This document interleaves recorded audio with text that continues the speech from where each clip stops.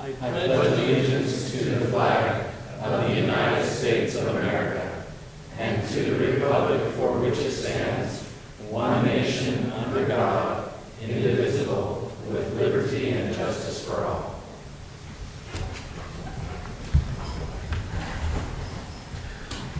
Father in heaven, we come to Thee this evening as a capacity as elected officials and city staff and residents of the community, grateful for the beautiful land that we live in and the opportunities and privileges and blessings that it provides for us. We're grateful to have this opportunity to live in this community. Pray Thee to bless us that we will grow together and strengthen each other and build the sense of community that we all desire. We pray Thee to bless those that serve us every day, especially those who put their lives on the line, the fire and police officers and others who serve so diligently. Wilt Thou bless them and protect them from harm. Wilt Thou bless us this evening that we'll be able to speak and discuss and decide in wisdom and in accordance with the divine plans that Thou hast for us. We ask Thy blessing now upon us in the name of Jesus Christ. Amen. Amen. Thank you, Vern. So we have minutes to approve tonight from our September 13th work session and the policy session from that evening, as well as the September 27th policy session and the October 4th work session. I had changes that Vern had sent out earlier. Yeah. Were there any other changes? I think staff got those. Did you get? We need to know, we need him to say what he wants to have changed. Okay. And then we're good.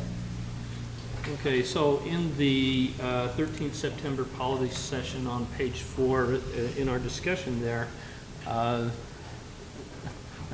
sometimes obviously have a problem saying what I mean, but I was concerned that the minutes didn't completely reflect my concerns there. And so I would propose that this was in discussion of the amendments to the fee increases for stormwater utility rate. That the intent the intent was that I understood the purposes behind that. I didn't necessarily accept them, but I would still support the motion because of the broad perspective of everything that was included in it. And so I was concerned that the wording of the minutes did not reflect that here. So I've written some words that are better, I think, to reflect that. So, Okay. Well, that'll be noted. Any other concerns with the minutes? Your Honor, on the September 27th minutes under council communication, and I'd had a chance to get with Nancy on these ones, just two minor ones. Under my comments on number 1, relative to North Davis Fire District, just some clarification about the new ladder truck that was being purchased and the time frame on the delivery for that. And then on number 4, in reference to comments made during the storm, just to clarify, I was appreciative that staff that we had generators they were able to power some of the stoplights, but it wasn't all of them during the outage. So just a brief clarification there. That's all I had. Okay. Kim, did you need or want Vern to give you his wording? We're good. Okay. Very good. If there's no other changes to the minutes, I'll entertain a motion on them. Your Honor, I move that we approve the September 13th, 2016 work session, September 13th, 2016 policy session, September 27th, 16 policy session, October 4th, 16 work session as amended. Second. We have a motion and a second. All in favor? Aye. Any opposed? Okay. Well, our first item on the agenda tonight is a presentation of our Yard of the Year awards, and I understand that Vern, do you have these? Sure. Would you like to take that one? Sure. Let me give everyone a background to this. This is actually ran through the Parks and Recreation Commission. Just to give you a little overview of that, the city is divided into 11 different zones for this purpose. And every week during the course of the summer, 2 members of the commission go and tour essentially that one of those zones and select, and between the 2 of them select 2 homes. And they are notified and awarded the Yard of the Week. And then we go through both zones, or all 11 zones twice in the course of the summer. So all of those who end up with the Yard of the Week end up at the end of the year be in a contention for the yard, or at the end of the summer be in contention for the yard of the year. Each of those homes then is by the entire board, is reviewed and evaluated on a numeric scale. The numbers are calculated, and the one with the highest score wins. We have a unique situation this year because it ended up a three-way tie. And so rather than have some sort of process to solve that, we just decided to award all three of them the yard of the year. It was too hard to do a playoff, wasn't it? Yeah. Everybody, come to my yard and see which one can make it look best. So we're pleased with that. It's a delightful thing. One of the things, because I did this for years personally, myself when I was on the commission, and it's a delightful thing. Often we talk about the problems that we have in the city, the unkempt yards, the vacant lots, but if you go through there with a different attitude, you see there's some really beautiful houses in the city. There are many, many people that do a wonderful job. And if there's anything we could do, would be to award more people for the great work that they put into their yards. It's a beautiful thing to be involved in. So I understand we've got some certificates. Oh, the winners are, maybe if you could stand, if you're here, William Park, and Robert and LaRue Hawthorne, and Richard Nelson. And you too.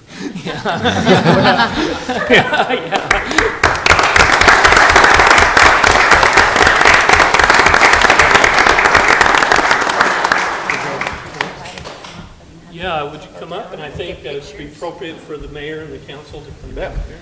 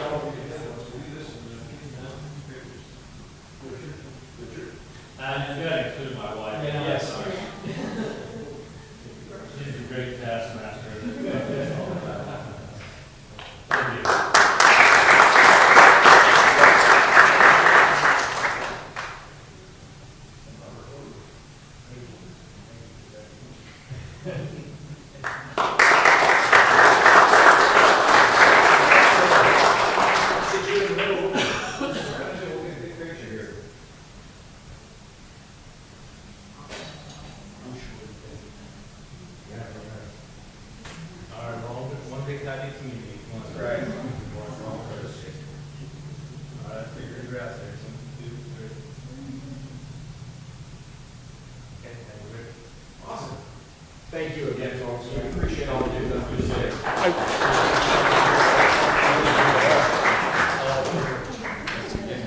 I'd like to point out that there is a gift card that they will be given, and also we're having, I hope that's not a surprise to you, a rock with this award sculpted onto it that'll be delivered to your homes.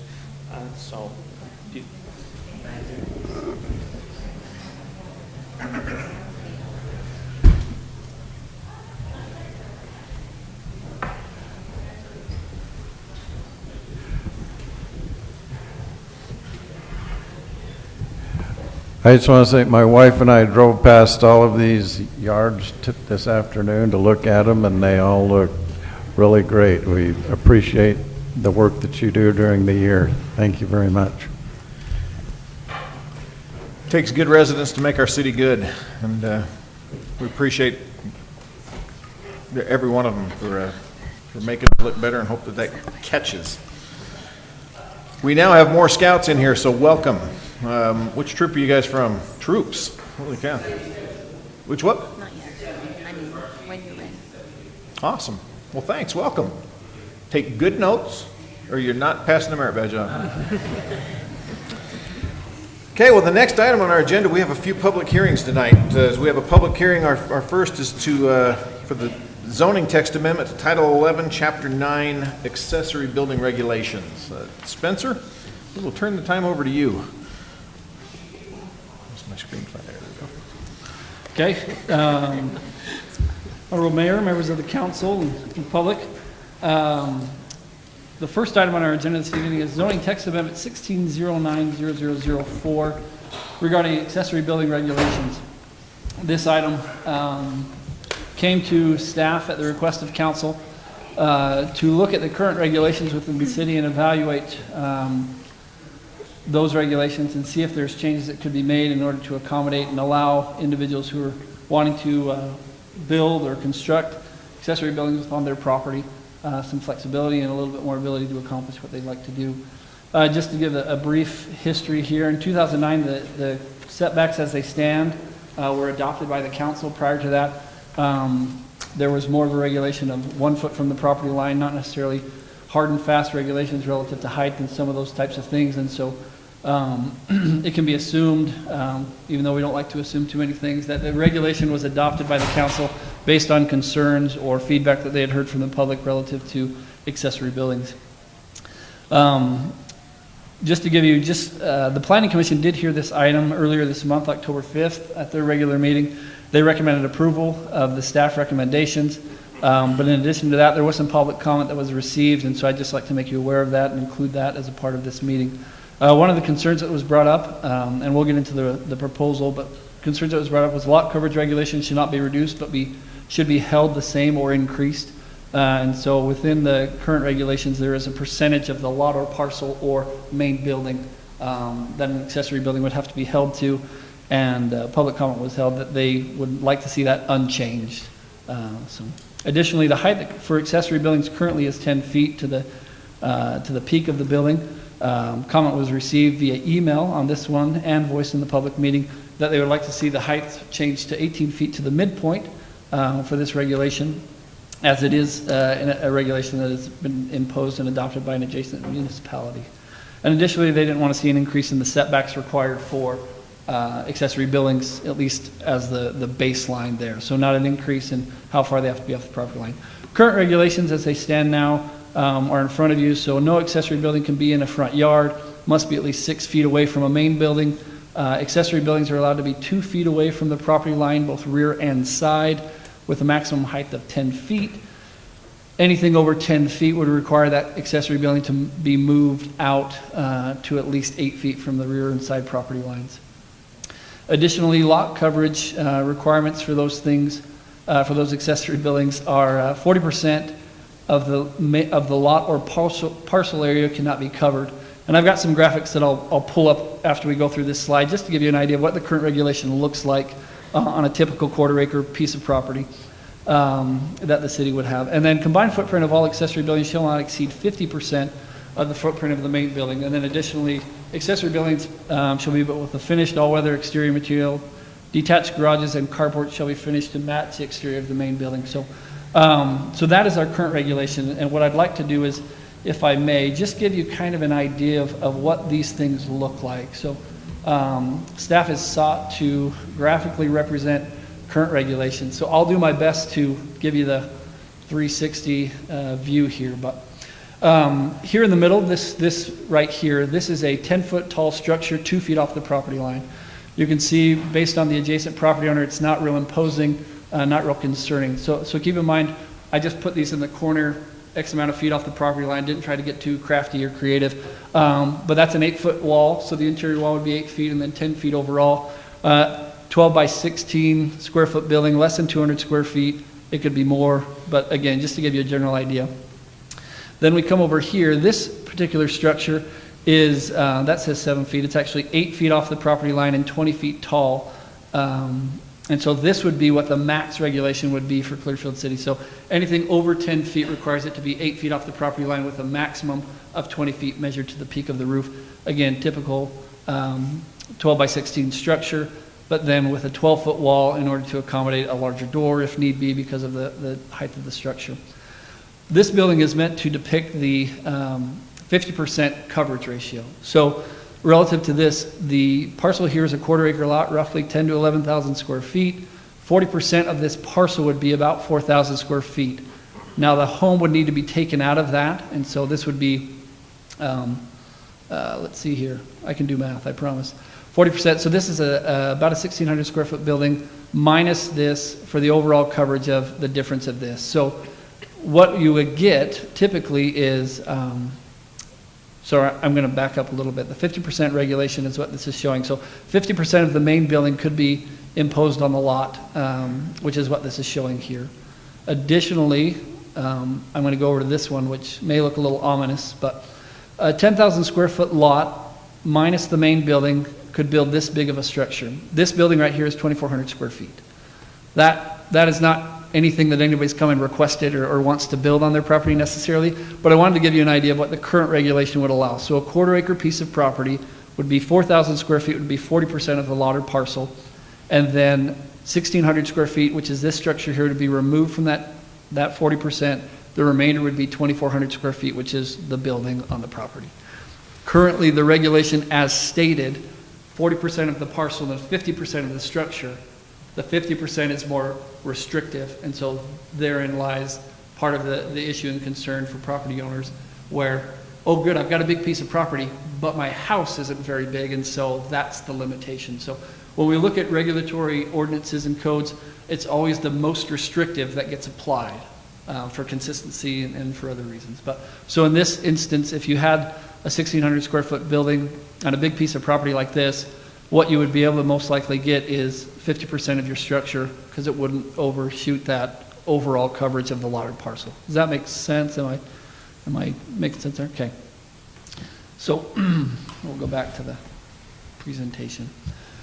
So with that in mind, the recommendations from staff based on the analysis that was done with regulations from Syracuse, West Point, Roy, municipalities within Salt Lake County alike, the following is the proposal relative to those, the changes for accessory buildings. Regulation for 100 square feet would be clearly stated in the code. Height would be a measurement for roofs other than flat roofs shall be measured to a formulaic fashion. That's fancy. But what that basically means is we're going to look at those structures differently. And so I want to show you this.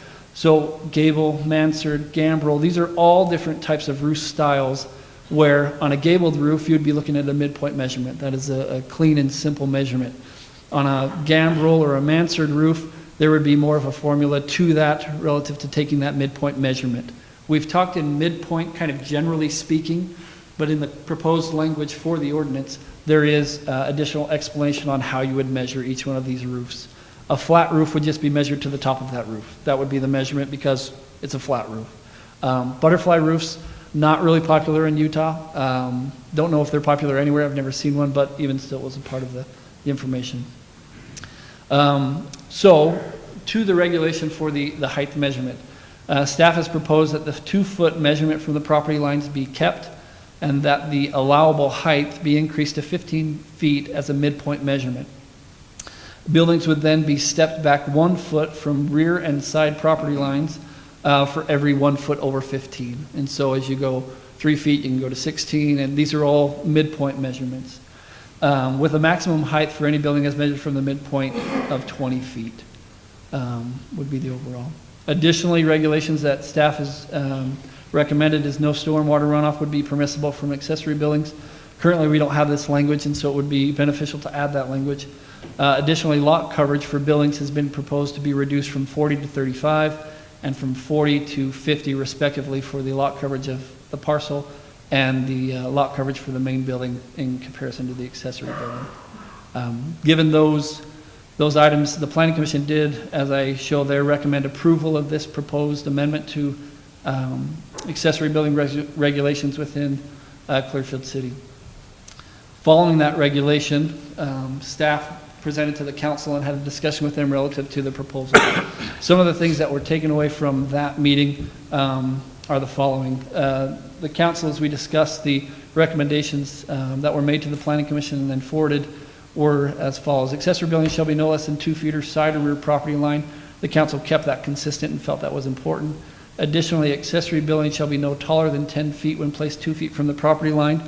This is a different measurement than had been recommended. This measurement would be an overall height, so that would be a peak measurement relative to accessory buildings.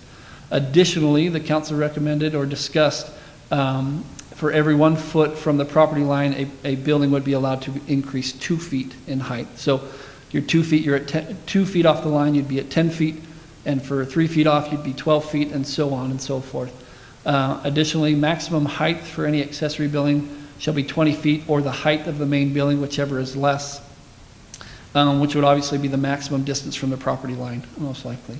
Unless you have a substantially lower building, maybe 15 or 14 feet, then otherwise it would not. Lot and parcel coverage, primary structure percentages to remain the same and not to be reduced. And accessory buildings 200 square feet or larger will be required to be consistent with the main building, i.e. architectural and design materials. I have one other graphic I'd like to show just to give an idea of what this means.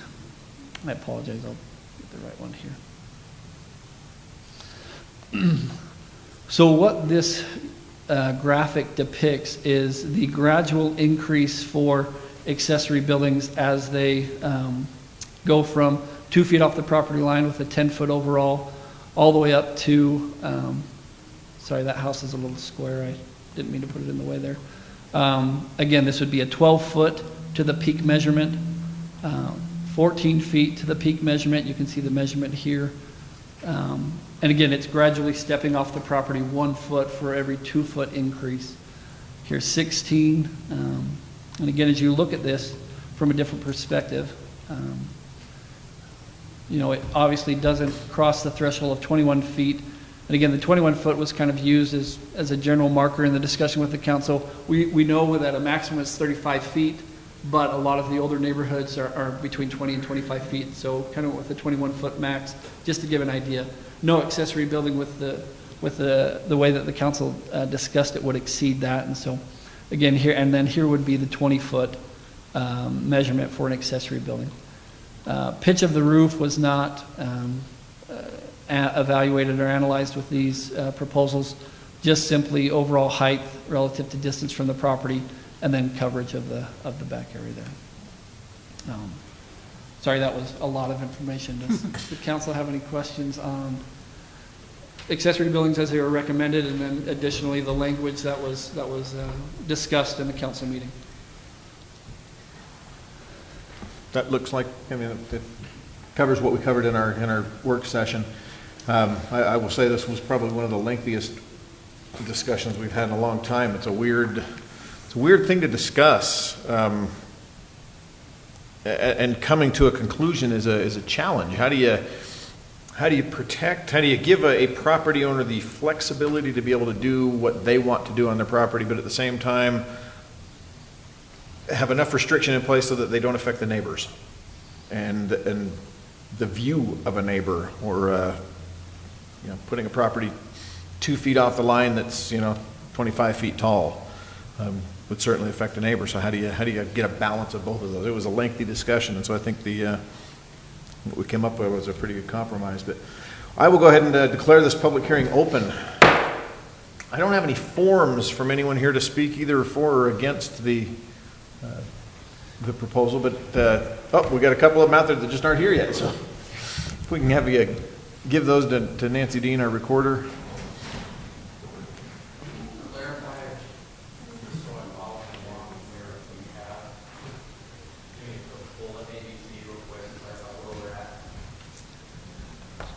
So just to clarify, current regulations are unchanged. There's been no change to the regulations for Clearfield City because council would have to take action in order for that to happen. So the regulations as you see them here would be currently what is permitted within Clearfield City for accessory buildings. If you pull a building permit this morning, this is the regulation you're following.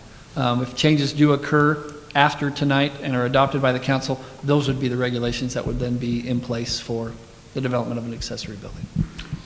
Okay, so I've got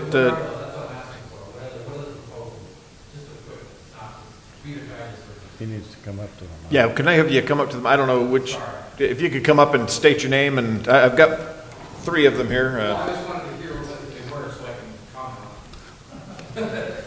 Still need to come forward. Again, we've opened a public hearing, so now you're in the All right. public. So if you could state your name and address, that would be... Jeremy Curran, 2278 South, 150 West Clearfield. All right. Okay.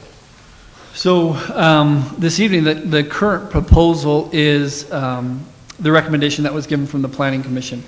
Clearfield City Council discussed these recommendations and then discussed thoughts or considerations that could be given in order to either adjust or change the recommendation of the Planning Commission and vary from the Planning Commission's recommendation that they provided. So currently, this is the recommendation that was forwarded from the Planning Commission to the council. This slide was simply meant to help the public understand the additional items that were discussed by the council in a work session meeting previously. So if I'm understanding, is the proposal that instead of your 15-foot mid-peak is just straight 21 feet? If I understand correctly? So here's the proposal right now, recommendation from staff to the Planning Commission and Planning Commission to the council is a midpoint measurement starting at 15 feet up to not to exceed 20 feet as a midpoint. Discussion that was had with the council evaluated whether or not we should have a midpoint measurement and rather have a peak measurement starting at 10 feet and going up to 20 feet as a max, or the height of the main building, whichever is less. So that was part of the discussion relative to the height. So yeah, he's what he's kind of explaining there is as the council met in a work session, we're kind of worried about using a midpoint reference, and he showed you the graphic with the different styles of roofs and how do you explain to a public or any general guy that wants to build something, well, you're going to go to your midpoint. Well, midpoint of what? Well, it depends on the roof that you have. Right. It depends on your pitch. It depends on everything. Well, okay, can No, we I just make this easier? agree. Just go to the peak and just say, look, your building could be 20 feet tall. Yeah. So that's what it is. It's going up to because one of your charts showed 21 feet and you showed 20 feet. No, 21 feet was the height of the house. So it was just kind of a basic Okay. height of the home. Yeah, main building, So not accessory. So if I understand again, so is the proposal to be just flat 20 feet? Yeah. Okay.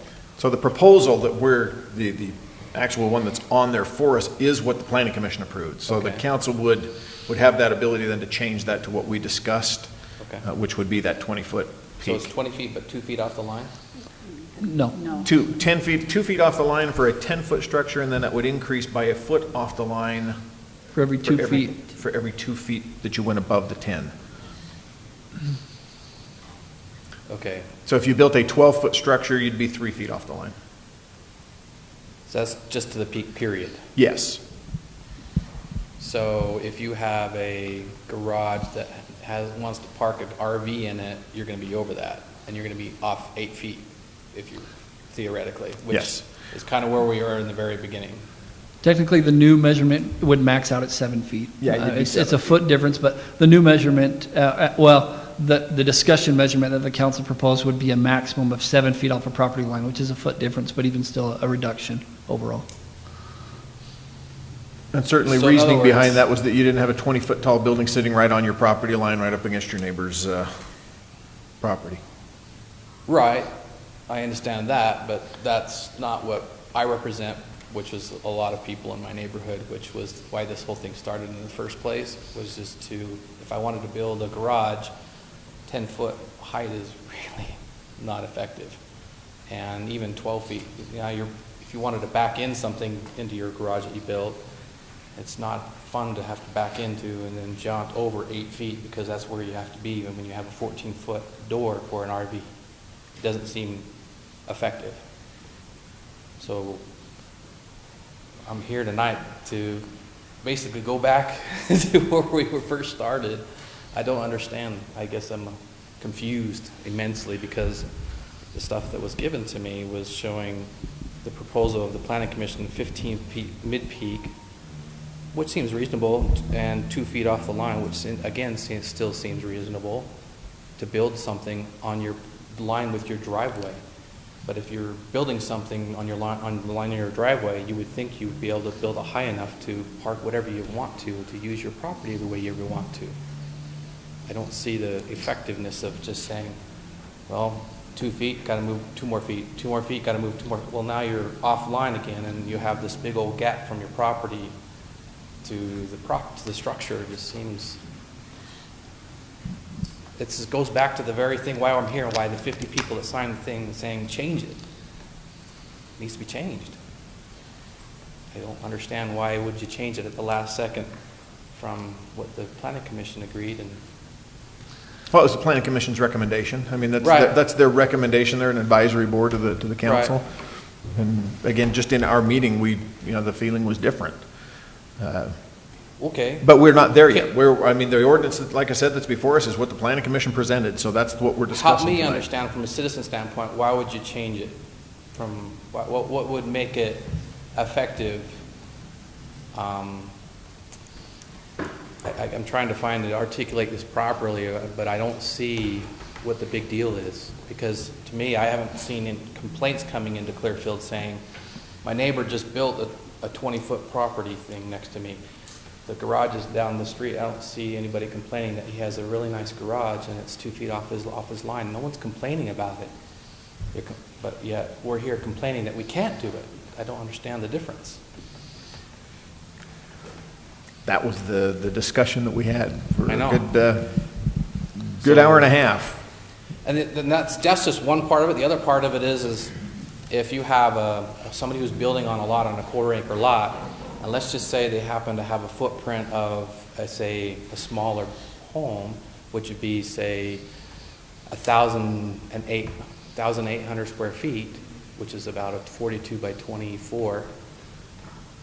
Well, if you have a quarter acre and based upon the percentages, you're only allowed 500 square feet to build something, whether it's a garage or a shed addition or both, one or both.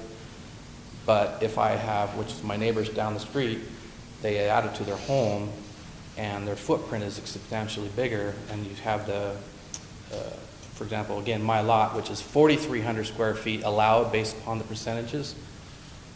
Well, I go from 4,300 down to 500. There's a disparaging amount of what I'm allowed to do. My neighbors just happen to build on it, which should improve their footprint. Therefore, they have a lot more latitude to build more on their lot based upon the percentages.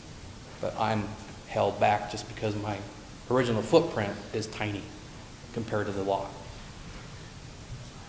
Spencer, I'd ask you on that one. Well, so again, this language that was adopted previously by the council, it's hard to say. So when you look at codes and ordinances within a city, the intent is to provide proper regulation for the entirety of the city in order to protect the rights of those individuals who don't have the same interests that others would. So Mr. Curran and those individuals who are interested in building accessory buildings in a certain fashion, there's, I don't know if the same amount of people, but there is the other side of it who would prefer not to have a building that close to their line or those things. So the Where are those people? That's what I question. The intent of the regulation is to balance that approach and mitigate impacts within the city. So there is no perfect regulation out there for these types of things. Simply as we look at them holistically and we evaluate what other cities are doing, we try to come forward with an approach that seeks to balance that issue. And so the proposal that staff provided to the Planning Commission was forwarded, represented a portion of the population that said, hey, yeah, that looks good, we like that. The council, however, as they looked at this, had some different concerns and thoughts relative to the regulation and thought, we're concerned about other things happening and we need to mitigate those potential negative impacts. Now, you always, with any regulation, you're going to mitigate in an attempt to squelch that worst case scenario, right? That's what you're going to do. I don't want this to happen, so I'm going to impose regulation because that's just the nature of the beast. I don't know if that helps answer the question, but the intent here is to balance the interest of those individuals who want to build an accessory building with the interest of those individuals who either are apathetic or don't want those things to be built close to them or adjacent to their property line. The other thing is Layton City is okay with 18 feet mid-peak, so they could go quite a bit higher. Understood. So I'm hoping that we can reconsider all of this because it just seems like it's much to do about nothing, to be quite honest with you. I mean, we are Well, and again, I understand what you're saying, and we'll move on to our next person. But as Spencer nicely stated, we don't just look at yours. We have to look, I mean, the council has to look at your neighbor, and how does your neighbor feel about you building a 25, if you're going 18 feet to the midpoint on, as you said, Layton is That's allowing. what they have. I'm not looking to So if do you're that. 18 feet to the midpoint, which means you're 26 feet potentially or more taller, how do I feel about you putting that 2 feet from your property line and blocking any view of whatever I might have had? That's a problem. And it's a problem from the neighbor's standpoint. So as I said when we started out, how do you balance property rights of you versus property rights of your neighbor? To me, something equal to your home is substantially good, okay, should be allowed to do. So if I have a home that's 20 feet, 21 feet, give or take 1 or 2, I should be able to build a garage equal to that height and be at least 3 feet off my line. A basic garage, 16 by 24, should be right on that driveway line with no questions asked. It's common sense. Okay. Thank you. Jeff Garrison. If you would state your name and address for the record. Yes, sir. It's Jeff Garrison, 2392 South, 325 West. Okay.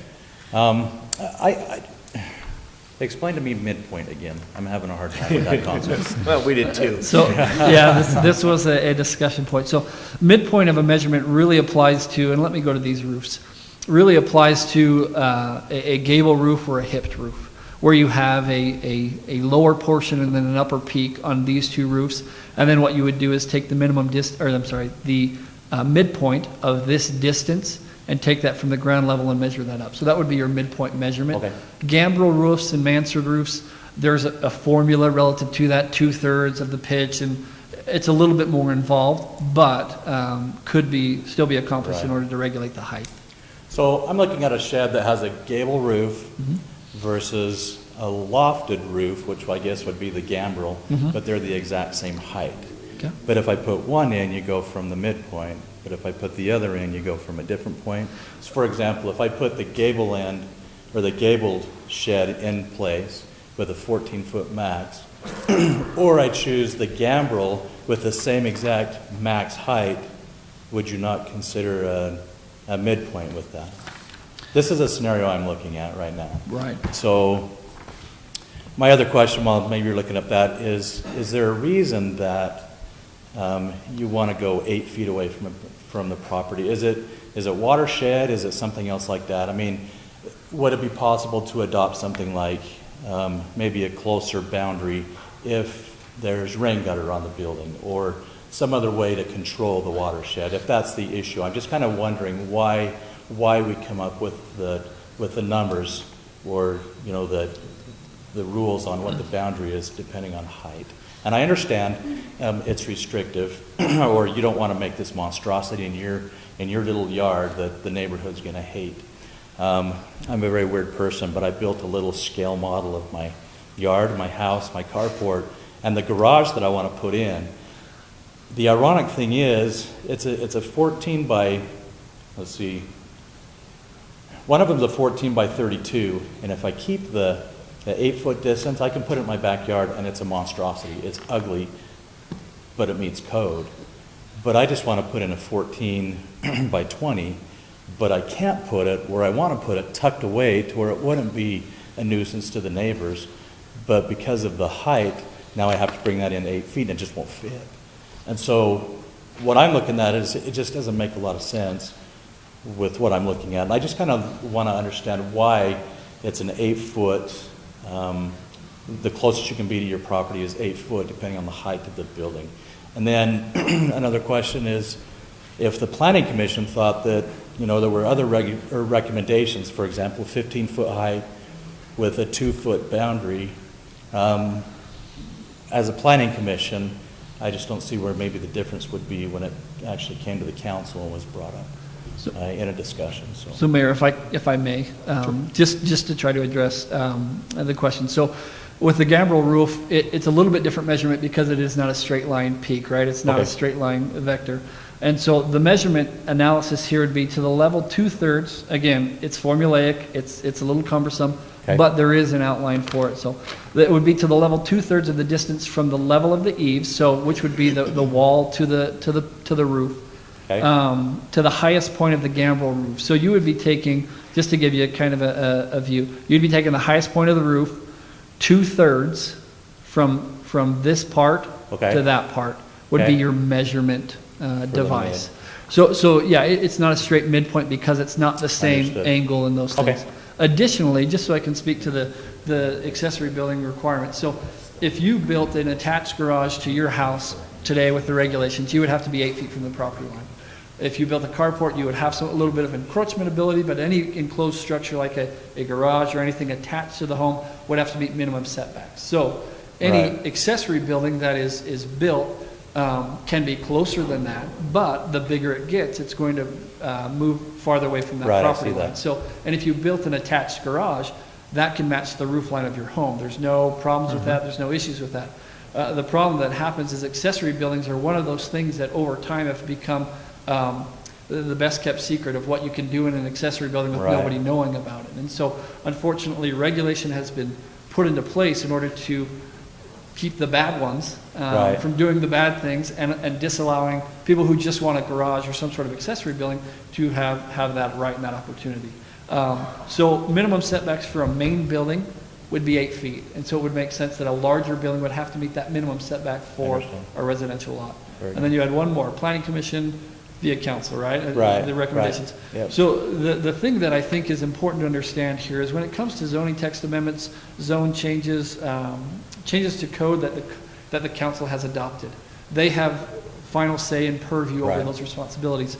Planning commission is an appointed body who has the opportunity to evaluate and understand regulations as they stand and as they're proposed, and are allowed to recommend. They could have changed the recommendation and said, staff, you're wrong, we think it should be this, and send that to Right. the council.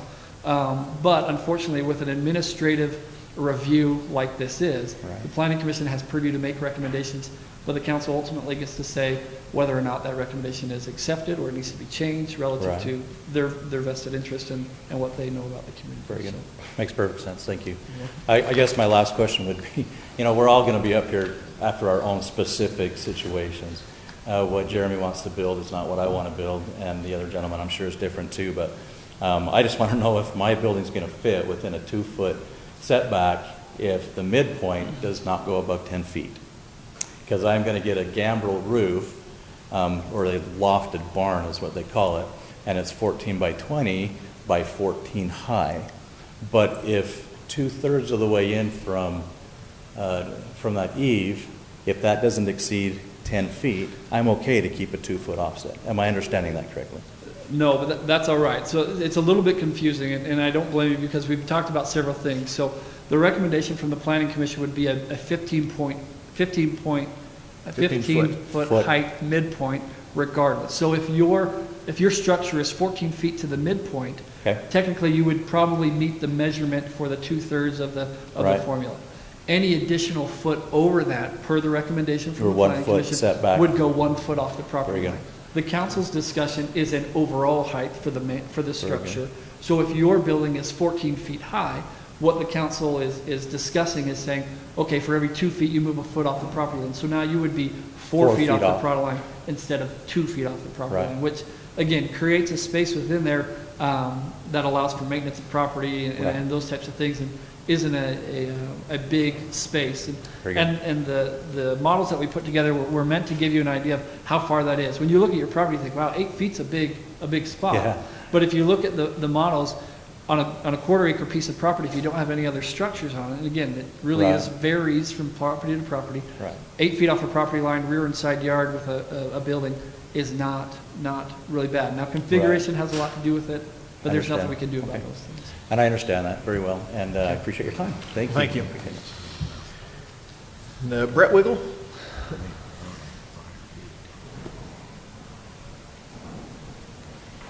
Mayor, councilman, neighbors, Troop 308, Eagle Scout, welcome, Scouts. I live on 2266 South 150 West in Clearfield, just down the street from Jeremy. And we've been kind of working together on this because we do have really large lots with small homes that don't have garages. I would like a garage. I'm happy with where I live. I've been there a long time. As I get older, I do want a garage. So this makes a big deal to me. We had a lot of people that signed a piece of paper in our neighborhood that said we'd like to be 18 feet mid-peak. So neighbors, people in our surrounding areas, where we live, people signed that. He has it. Spencer has it. Okay. I don't know how many people are here to honor their backing of their signature, but that was something that I desired. I did come to the Planning Commission where they did talk about 15 feet mid-peak, being 2 feet away from the fence. Okay, I was kind of good with that. My problem was the overall square footage problem. I have 12,000 square feet with a 1,000 square foot home. 500 square foot garage doesn't work for me. But I have a lot of yard. We have rather large lots. I would like to utilize some of that yard. I'd like to build me a nice garage to put my vehicles in. And so I'm a little disturbed that the recommendation that we did at the Planning Commission meeting on the 4th or 5th of October has been changed, because I was hoping to spend my time more on the square footage area, not the height issue. It is a big deal. I do have neighbors right next to me that have these garages that I would very much like. They built them before we had the regulations that we have now. Okay, I'm not disturbed by the one that's 2 doors down from me or the one around the corner from me, just jealous, right? I do have to water a lot of grass. Yes, I'm the $160 a month water bill guy. But I haven't got an award from how pretty my yard is. I work really hard.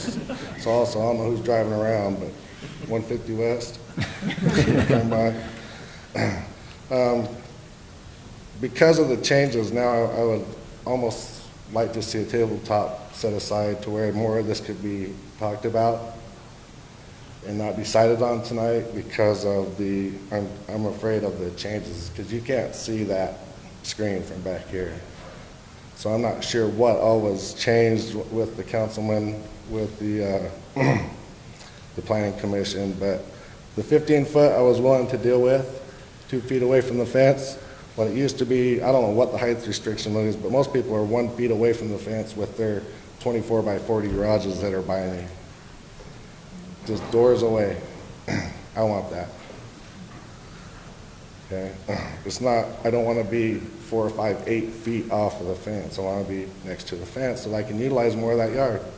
I still want to keep all that pretty green grass and have a place for a garage. So I'm asking for not a decision being made tonight on this, maybe a tabletop where we could get back together, make sure all our I's are dotted, T's are crossed. And I don't like that we've pulled regulations from Weber County, Salt Lake counties. What about Davis County? You know, 2 or 3 of our neighbors have 18 feet height, mid-eve, right here in our own counties. I don't need Roy or Weber, just right here, Layton, Syracuse, different places that I think we should look at that wasn't pulled.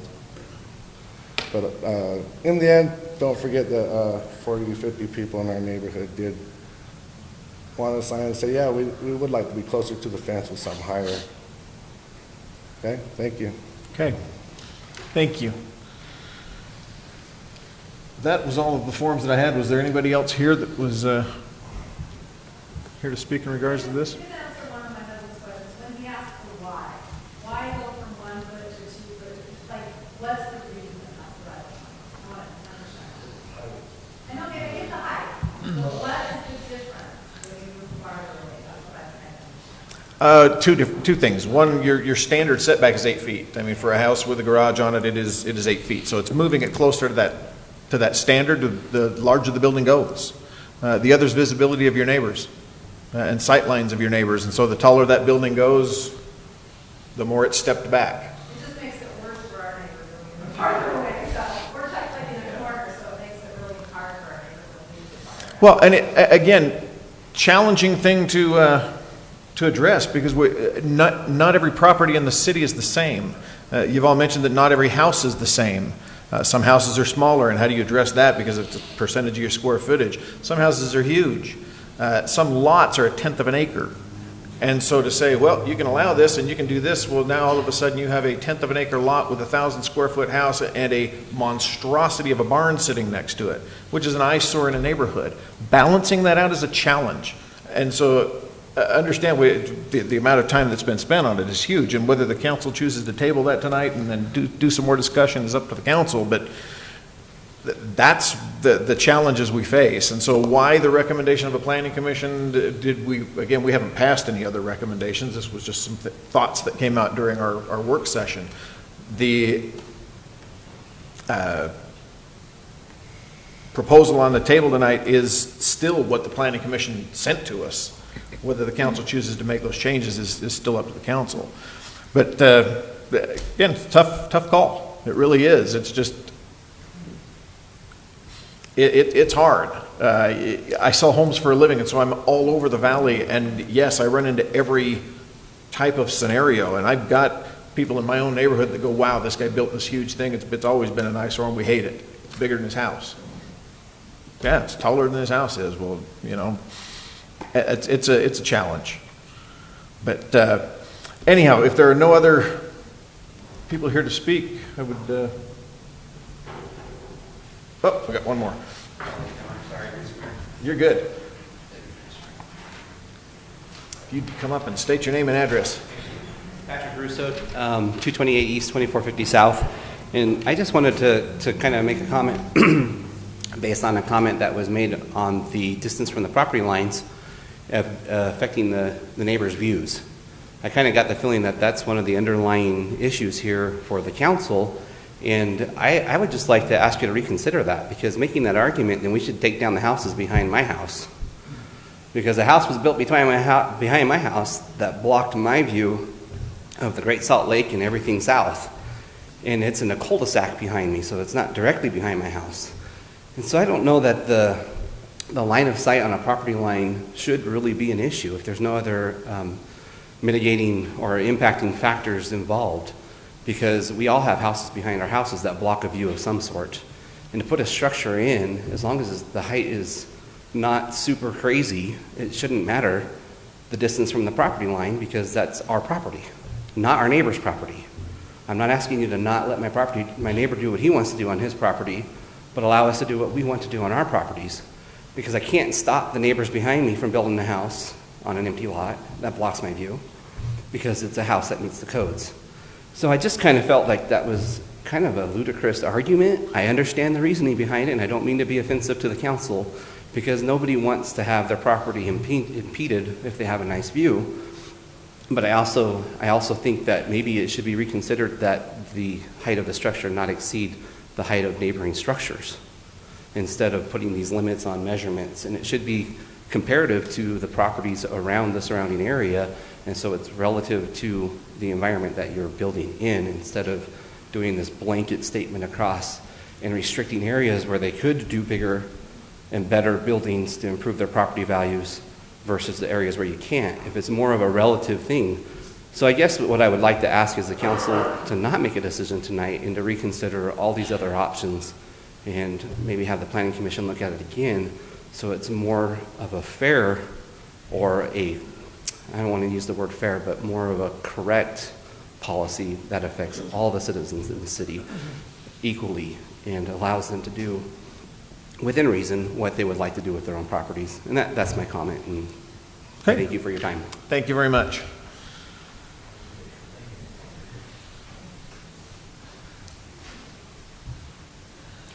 Your Honor, seeing no more requests to comment from the gallery, I move to close the public hearing. Second. I have a motion and a second. All in favor? Aye. Okay. All right, so our next item on our agenda as we move forward is a public hearing for the final subdivision plat approval to amend the University Ridge subdivision plat to create a medical office condominium building located at 920 South, 2000 East. Spencer, you want to give us some background on that? Absolutely, Mr. Mayor. Members of the council, thank you. FSP 1609-0001 is a request by Mr. John Hanson for Lot A of the University Ridge subdivision. This subdivision was previously recorded earlier this year, and the residential portion of this subdivision is under construction right now. This is a unique subdivision in this area because the property, the area is future land use of mixed use, and the frontage along 2000 East is zoned commercial with residential R2 in the back. Lot A, which is on the north side of what is University Ridge Drive here, which is 1025 South, is proposing to build a 4,000 square foot office building, which has been reviewed and approved by the Planning Commission. However, for Mr. Hanson to create this plat or to create this building with two separate units, we need to amend the existing plat for this property to create these two units individually that can be sold off and occupied separately. The surrounding property would be common area that would be regulated by CC&Rs that have been reviewed by staff for consistency with state statute as well as Clearfield City Code to make sure that there's no violations or inaccuracies there. Those have been reviewed by legal and by staff and been okayed for moving forward. Mr. Hanson is requesting approval of the amended subdivision plat in order to create these two units for the purpose of selling them for commercial purposes. The Planning Commission did recommend approval of this application at their meeting on October 5th of this year, and so at this time the recommendation to the council is to accept that recommendation and to approve as condition FSP 1609-0001. And I failed, apologize. Tim Roper, our Planning Commission chair, is here in case there are comments or questions relative to Planning Commission discussion or what happened at our previous meeting. So conditions of approval as stated is the recommendation of staff at this time. Okay. Well, I'll go ahead and declare this public hearing open. Is there, did you have anything to add to that Spencer didn't cover, Mr. Hanson? Okay. Is there anyone here to speak either for or against this amendment? Okay. And then I would entertain a motion. Seeing no comment, I move to close the public hearing. Second. Motion and a second. All in favor? Aye. Aye. Okay. Next public hearing is for the final subdivision plat approval to amend the University Ridge subdivision plat for a change to the street alignment and removal of the cul-de-sac located at 938 South 2000 East. Let me apologize. I realize that number is not consistent with what the actual application is, but it doesn't change the fact that the request has been through the proper process. So FSP 1609-0002 is actually the request by Mr. John Hanson for the amendment to the University Ridge subdivision. So again, we've looked at this site previously. This would actually be amending the entirety of the subdivision in order to change the street alignment here on this northwest end. Previously, when this subdivision was approved, you can see there's the two commercial pads that were approved on the east side, and then through here are the individual units that are being constructed at this time. There was a bump out cul-de-sac that was approved for this area. You'll recall that there is a parking lot to the west of this that is utilized by AAA. When this subdivision was going through the process, the applicant was not interested in the connection there. However, because this is a public road, Clearfield City requested that there be a potential or a future connection from this street farther west. Right now, that connection would go into the parking lot. The applicant, in the course of construction of the site, realized, one, that there is as I think JJ talked about this in the work session, there is a large detention area here, and there became a concern with that. And so they were requesting right now to amend the subdivision plat to take out this bump out and have it punch all the way through to the north. And so the alignment would be as such. This has been reviewed by Engineering and Public Works, and there's no concerns or issues relative to the curves and the sight line for this. This would potentially connect into the parking lot and then could allow the parking lot to connect farther up. But Clearfield City does own that parking lot that is being utilized for the AAA parking, and so this street would simply be connecting to that parking area. Again, I've talked about these. Generally, it meets the general plan and zoning for the area. because it was previously approved and we're simply amending the street, fixing that, there is really no zoning impact other than connection to the parking lot to the west. And so staff would received a positive recommendation from the Planning Commission on this item and has forwarded that recommendation to the council for approval of FSP 1609-0002, a request by Mr. John Henson for an amendment to the University Ridge subdivision for the street alignment. And then conditions of approval as stated in the staff report and presented here in this presentation. Okay, thank you. We'll go ahead and declare the public hearing open. John, anything you wanted to add to that? Well, originally, if you remember, I was opposed to hooking the parking lot to my subdivision, but the more we looked at it and the alignment and the topography, we even thought about taking the fence up. We decided just let it flow, and it'd be better for the parking lot and the people there, and it's a city road. So I think it's a real good move for the city and for the parking lot, and I guess for me. Okay. So I'm in favor of doing that. Imagine that. Thanks, John. I don't have any other sheets. Was there anyone else here to comment on this public hearing? Seeing no further comment, Your Honor, I move to close the public hearing. Second. A motion and a second. All in favor? Aye. Any opposed? Okay, that takes us out of our public, oh no, we have one more public hearing, excuse me. We have a public hearing on the downtown Clearfield small area plan, and are you taking that, or is Spencer going to continue with the Spencer show? We'll do our best. We'll do our best, Mayor. So the Creating Downtown Clearfield Small Area Plan, let me just provide a little bit of context for everyone who's here, who's probably not been a part of the entirety of this process. In the fall of 2014, Clearfield City applied for a portion of grant funding from Wasatch Front Regional Council. They were awarded that funding in the spring of 2015. And you'll recall in the summer of 2015, there was a bit of shifting relative to staff. And you're welcome. I'm just kidding. And that's when I came on board here with the city. At that time, we were transitioning in this analysis with Wasatch Front Regional Council doing a market study. And so it took a little bit longer because of some transitional things that had to be evaluated. But we have held several public meetings, including stakeholder meetings with business owners, Planning Commission, City Council combined meetings, citizens in the area who have discussed the Creating Downtown Clearfield plan. The intent of this plan is to create a look and feel and distinct nature for the downtown area of Clearfield, from the northern border up at 800 north down to 700 south. This would create additional pockets and opportunities for development. Part of the process has been to create that vision. What do we want to see here? How do we want to get there? And what do we want to do? And I think it's fitting that Yogi Berra is in our presentation tonight because the Cubs are going to win. So just keep that in mind, everybody. Tonight, even though he's a Yank, or overall?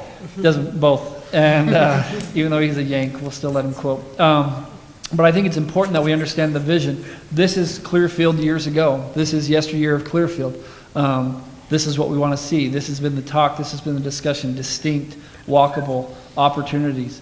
And so this is why we're here. This is why we're looking at this plan. So again, I've talked a little bit about the planning process and the visioning process, but just to give a recap here for the public, in the winter of 2016, we sat down and we generated ideas. We talked about things, talked about what everybody wants to see, what they think would be beneficial. We did a workshop then, and we did a survey with that one. After that, we took all of those ideas and explored scenarios, opportunities relative to the ideas that were given. A park center, a downtown area, live, work, play, all of these different concepts, retail, entertainment, all of these things came together, and we held a workshop number 2 as well as the survey number 2, and then the draft vision in the spring of this year. Workshop number 3 was really looking at this draft vision and saying, is this consistent with what we want to see in downtown Clearfield? Does this match what we said a few months ago? And are we proceeding on the right path? Additionally, the consultants set up a meeting at Kent's Market and talked to people as they came in and out of the store, and got their input and got their feedback. And so it was really an opportunity to gain as much information as we could from the public. In the summer of this year, we refined that draft. We worked with the consultant as well as the joint meeting with the Planning Commission and the City Council to really vet through the principles and the policies relative to this potential plan. Additionally, we engaged with UDOT. If you all know that the street out here to our left, to the west of us, is UDOT's road. And so what we can and can't do there has a lot to do with what UDOT says we can and can't do. And so engaging UDOT in that process and explaining to them our thoughts and ideas relative to cross sections and landscaping and complete streets was really advantageous as we went through the process. We have sent them this most recent draft and still have yet to hear back from them, but realize that they do have a part to play in this overall scheme, and that we want to make sure we involve all of the stakeholders. Finalize and adopt. So today, what we're talking about is what Clearfield can become. What are the economic drivers? What are the centers? How can we make it walkable, make it a destination so that it's the place that people want to be, that people want to come here and be a part of the community, regardless of where they're from or what they do. Councilmember Phipps did a great job of posing for this picture, and as well as Councilmember Bush and Young. But this was a part of the public process. You see all those green things on the windows. Those were ideas and thoughts that people gave and provided. And then we took maps of the downtown area and put stickies and talked about uses and all those key questions and thoughts. And we went through this process to make sure that we had fully vetted and explained all of those things. And so what came out of that is a focus on nodes. We have several nodes within the downtown area that are included in the plan that provide kind of central hubs. Instead of looking at this long road and trying to figure out how can we make this long road really awesome, we looked at central focal points around Maybe Pond, Exchange Place, and Access Point, and Clearfield Station. All of these have amenities and opportunities that we might be able to capitalize on as we work together with private developers and things of that nature. So again, just to circle back, what should a downtown be? Walkable, distinctive, vibrant, destination. That's not what people say. That's what Clearfield said about their downtown. That's what they want it to be. And I think with the document that we've gotten from our consultant and that we've put together, it really does provide that vision. This is showing you the four nodes that have been evaluated. Exchange Center right here around the city building, Maybe Place around Maybe Pond and all of this area, as well as Access Point, which is 700 South and kind of that entry into the city. Additionally, I think as we implement this vision, some of the things that we need to look at are design guidelines, transportation, and then those strategies and recommendations for how we're going to get this accomplished. Last time in the work session, we talked about the next phase of this project would be a form-based code evaluation. We actually just submitted a letter to the mayor that he has signed for us to request assistance from Wasatch Front Regional Council again to create a form-based code for our downtown area. It's the next phase of implementing the strategies and the policies within this downtown plan. And again, this is not something that's going to happen tomorrow or even maybe even next year. We can hope, but these are long-term plans that we start to set the framework for to evaluate and accomplish. And so you were provided a plan. If there's any thoughts or questions, I'd be happy to field those. The purpose tonight is not to adopt this as a part of the general plan. That will come later when we amend the general plan. Tonight it's just the council is basically saying we recognize this plan through this resolution as possessing those traits and policies and principles that we as the council think are going to be beneficial to move forward. And then as we adopt the amendments to the general plan and include this, we'll do that all at once. So. Okay. Thank you, Spencer. It was well thought out and articulated. So go ahead and declare the public hearing open. I don't have any forms at all for anybody to speak in regards to this. Is there anyone here that would like to speak? Okay. Your Honor, seeing no public comment, I move to close the public hearing. Second. We have a motion and a second. All in favor? Aye. Aye. Any opposed? Okay, well, the next item on our agenda is our citizen comment period. And again, I don't have any forms here for anyone to speak on anything in particular, but I don't want to take that away from you if you are. So if there's anyone here to speak. Okay, well, then we will move forward.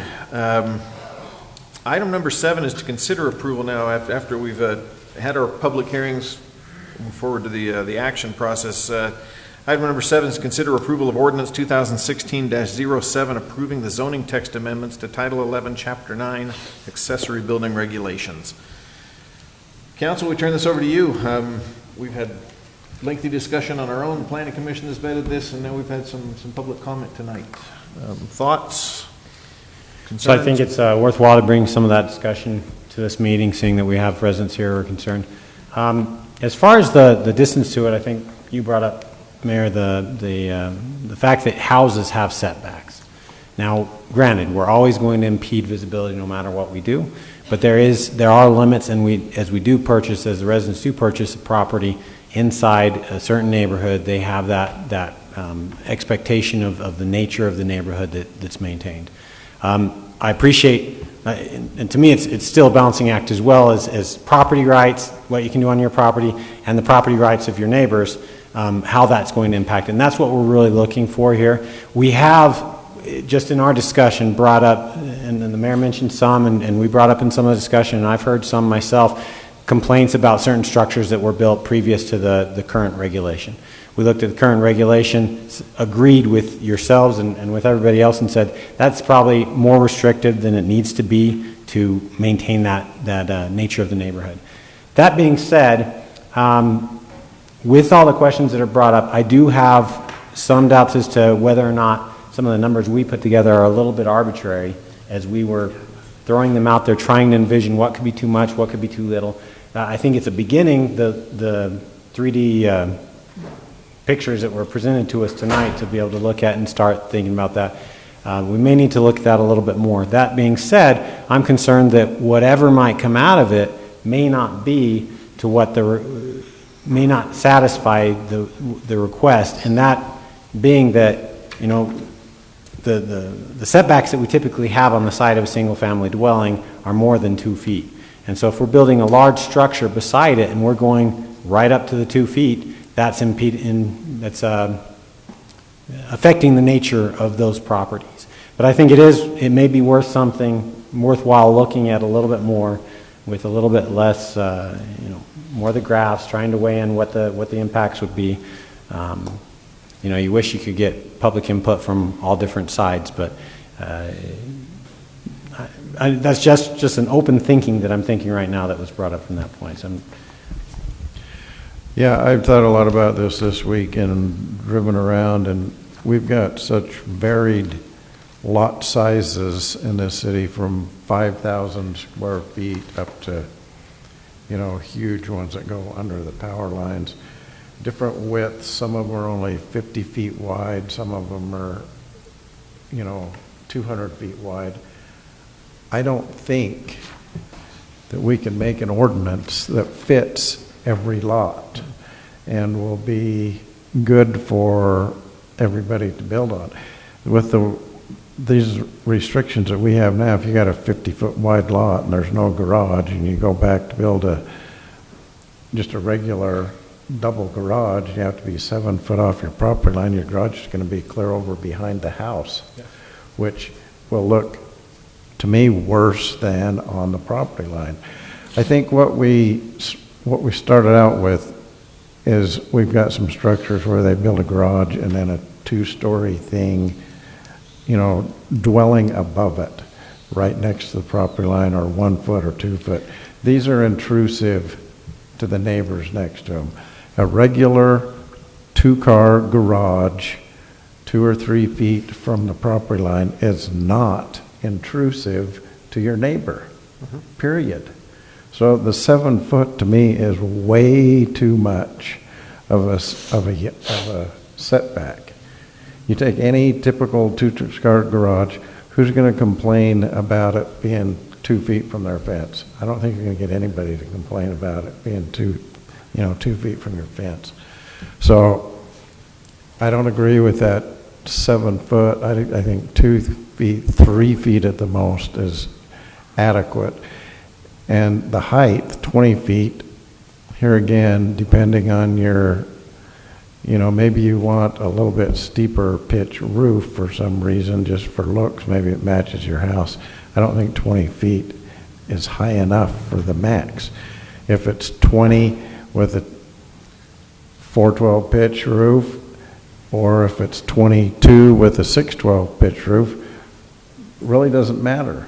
It's the same size building. I don't think the height, we don't want them going 50 feet high, obviously, but a regular 2-car garage with, a 612 pitch roof may be higher than 20 feet. I don't think that's intrusive. So I think we need to look at this more. We may need to have smaller lots, with different setbacks than larger lots. We can say 5,000 square foot lots are this. We can say if you've got half an acre, you can be this. You've got a whole lot of variation to try to make a one-size-fits-all ordinance. It does not work, period. Sounds like a... Yeah, I was not here last week, so I missed the hour and a half conversation with this. I don't miss that, really. But I think, Jeremy, you bring up a lot of visual for me. Backing in an RV or a boat, and I have neighbors that have both. I agree. I think there's definite work that needs to be done. I do have a neighbor. You said, well, who here has a neighbor? I have a neighbor that started to build a shed-like roof against the side of their house, and somebody called on them, and they had to move it. So they moved it to the backyard, and it is about 1.5 stories high, and it is unfinished, and it's an eyesore. So I am one of those that has a neighbor that tried to put it illegally against the house and was made to move it and just never finished it. So it is an eyesore. So yeah, I think it's really hard.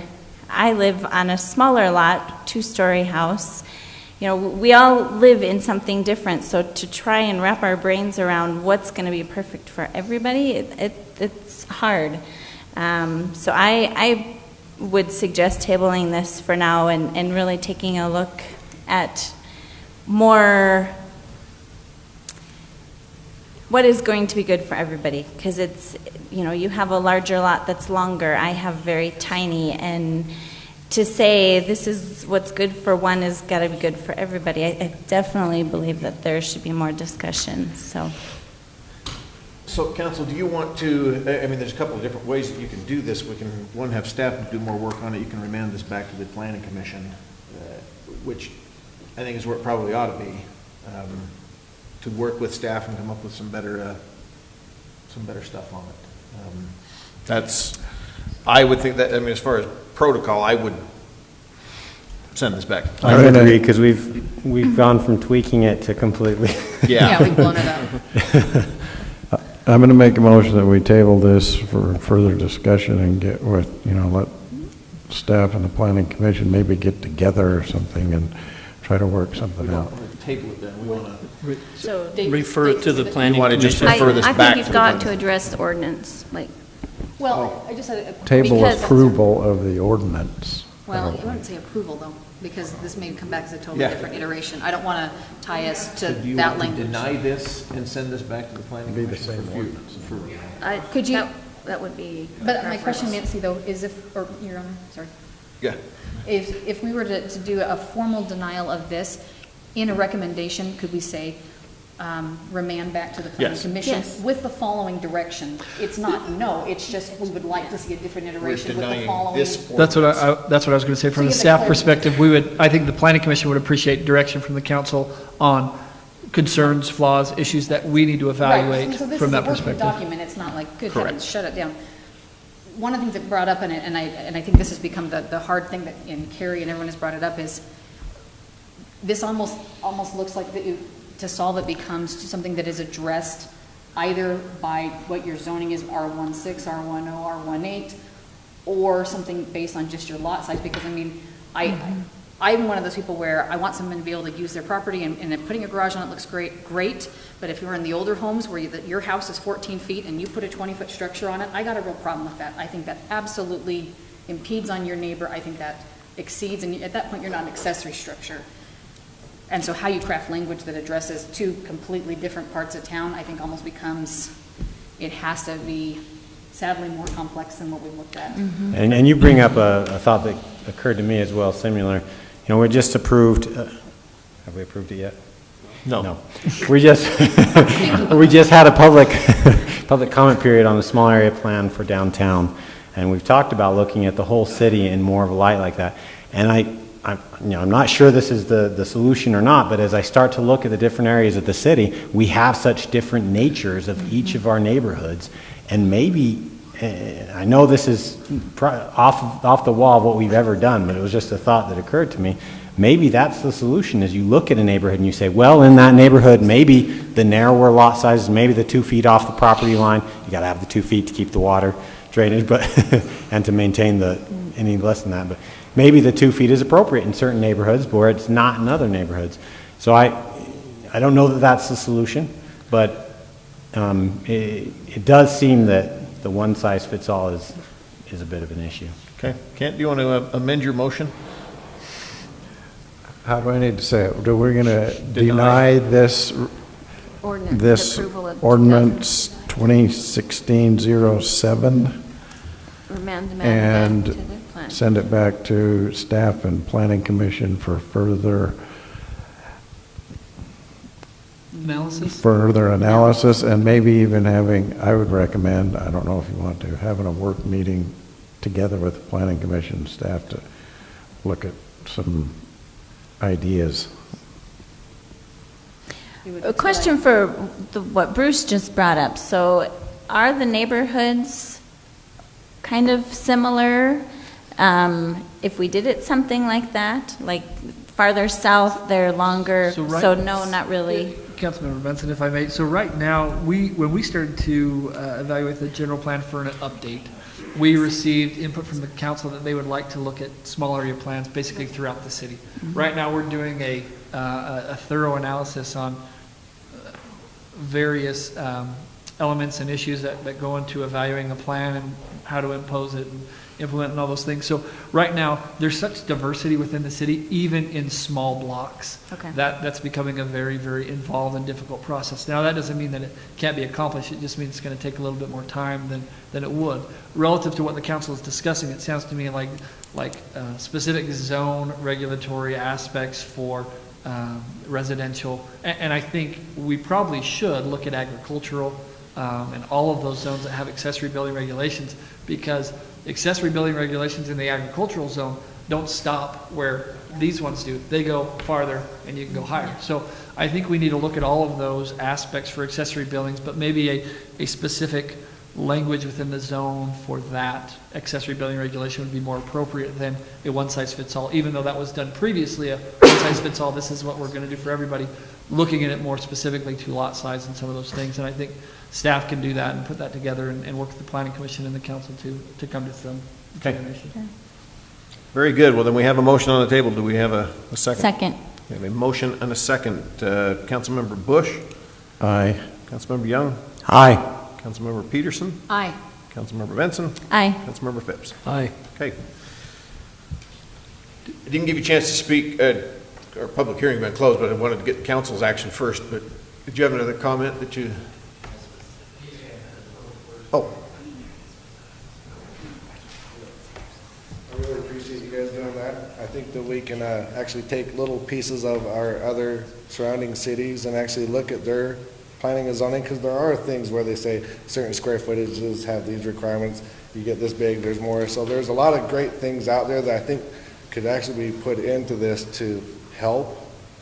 I do like where you guys are thinking about maybe different areas having maybe a different zone because of the size of lots, but there are a few things that we could compile that I would even offer help putting together of things that's like, you don't want nobody living in them. You know, I thought that was a good ad. Certain square footages of lots where they do open up the size because of the lot. I believe it's, is it Syracuse or West Point had that? So many thousands of square foot changed your parameters. So there's things out there that we could incorporate, I think, fairly easy, and it almost made kind of sense. Where ours is too vague, it kind of helped narrowed it down a little bit to where it would help keep and the overall height issue, yeah, no higher than 20 feet or the home on the structure or on the lot is one that was common that I liked. I thought was fair. But Yeah, if you've got suggestions of things, get with give them to Spencer. And okay, so thank you. Feel very free much. to get with him. You bet. Thank you very much. Okay, thank you. Anything else, Jerry? Was that? They will go back and now and look at it. They'll rework the ordinance. What's that? Yes. That would be completely up to them as to how they handle that. And It will need to go through the entire process again with Planning Commission and then to council. I was going to just say to that, what we've done tonight is we've made a compromise. We are exchanging a quick decision this evening, but that would have to be all-encompassing and too restrictive and not enough for the ability and the time to get it right on a smaller scale, but that we're trading that for time. And so that's the exchange there. Is it's hopefully we'll have a much better product that is like, so Melanie Acres is going to get a good fit for it, but it's going to be better than, Autumn Ridge, on the other end of town. But it's a process that does take longer. And so that's the compromise that we're doing here to get a better fit. Otherwise, we have to look at the entire city, go worst case scenario, entire city wise, and we look at how do we keep worst case scenario off the table, but it's going to be more restrictive. What I worry is we already have structures that are 200 square feet, 200 square feet. It's pretty good size, that's okay. So they're already on 2 feet from the line anyway, from a lot of. Right. So right now, we're still under the current ordinance, so. It stands. Which seems okay, so to me, it should have been okay to take the plan recommendation. Yes, but wrong. I mean, I understand what you're saying, but again, we'd end up with a very okay ordinance for one area of the city and not for the rest of it. What's your real worry? That's the part that's very unusual. What's your worry as a council? There's multiple worries. It's not just one. It was the same things that the Planning Commission sat and discussed for quite a while. We had the same concerns. And again, it's distance from house, height of the buildings, imposing on your neighbors. And that's a huge part of it, is what you do in your house imposes on your neighbors. And yes, I get, as was said, well, okay, you could have a cul-de-sac and somebody built behind your house in a cul-de-sac. But how far away from your house is that? It's a different story if that's right next door to your neighbor and there's a 40-foot structure sitting next to you. That's not the issue, though. It was just a basic 20 foot, which just seems reasonable. So we're not in a 40-foot concept. We're in a 20-foot concept. No, we were in an 18-foot or 15-foot midpoint with a pitch on a roof being whatever. So now you've got somebody that wants to build this. It could be a whole different scenario. It was just too broad. And affected neighbors, some for good and some for bad. But I do agree that gives us an opportunity to look at this in a lot more depth and take care of it, the city as a whole. And we don't want to degrade the great work that's been done on the Planning Commission either. No. That was a phenomenal amount of work. It's just, we peeled the onion and found some more things that need to be talked about and thought about. So it's building upon the foundation that was already built there. Okay.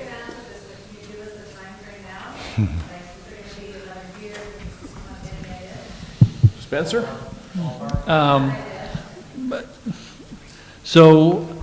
Ballpark is difficult. I mean, this ordinance in and of itself, we were directed in August to start this analysis. It's now November.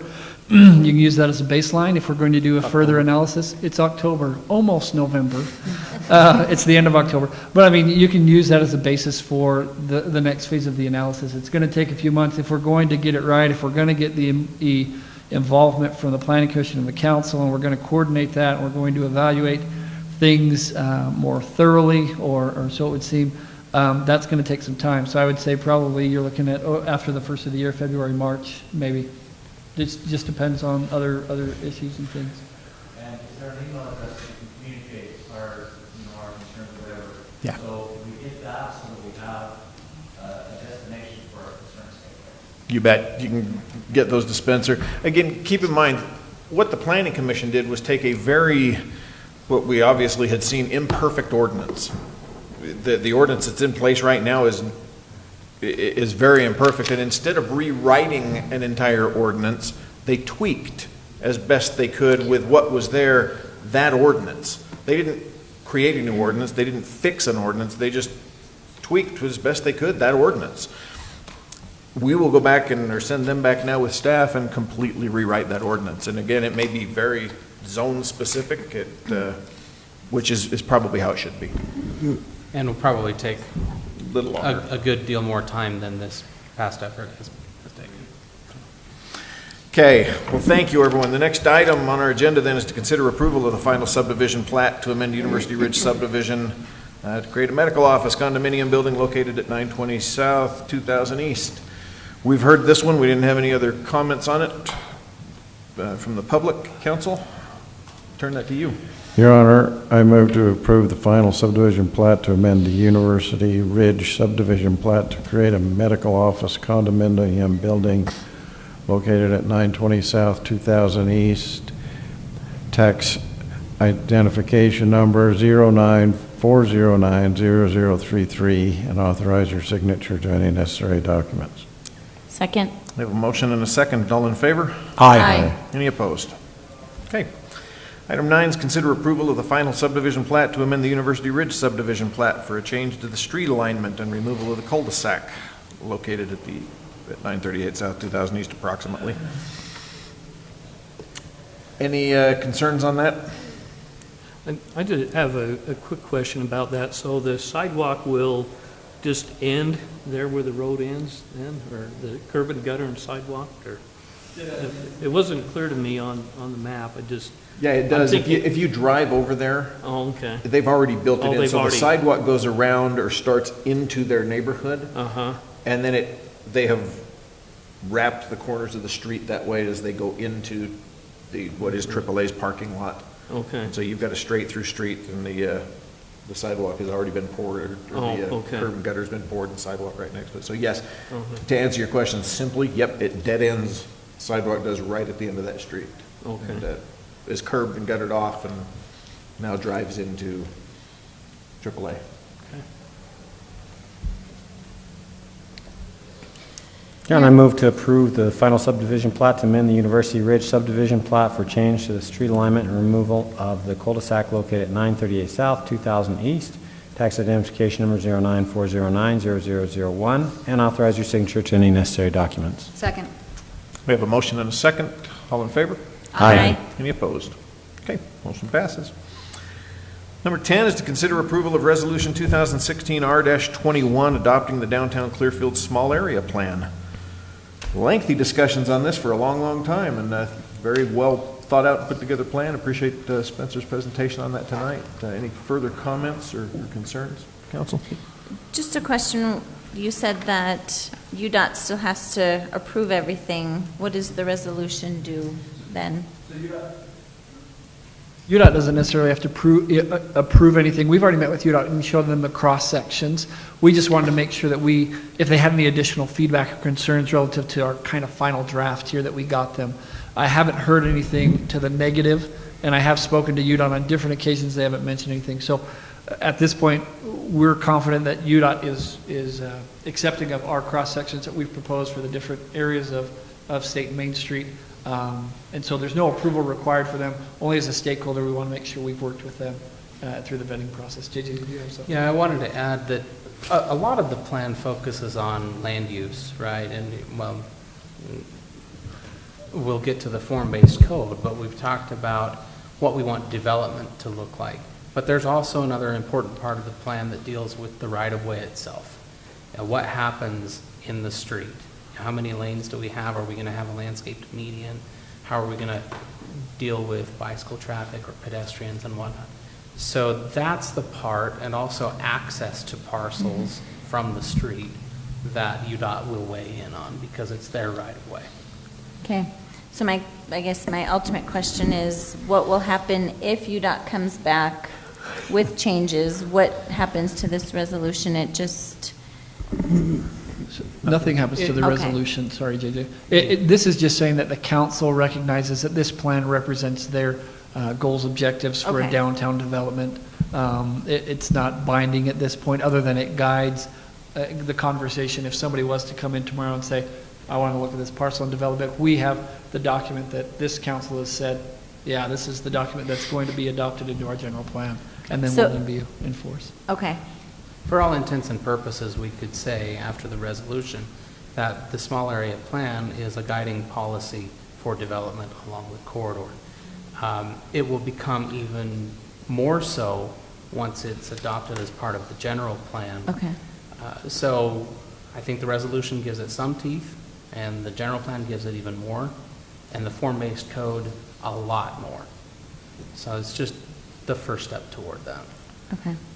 That's pretty typical. I mean, again, what could UDOT do long-term? Yeah, we have this wonderful vision, and UDOT could look at that and go, no.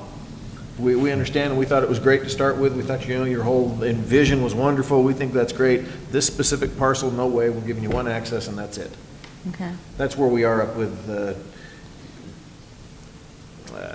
193 and University Park in 2000 East, is that you've got a big parcel there, and we're having to go back to UDOT now and say, okay, based on what you say now, there's only one access off of 193, but this development won't work without Just two. one.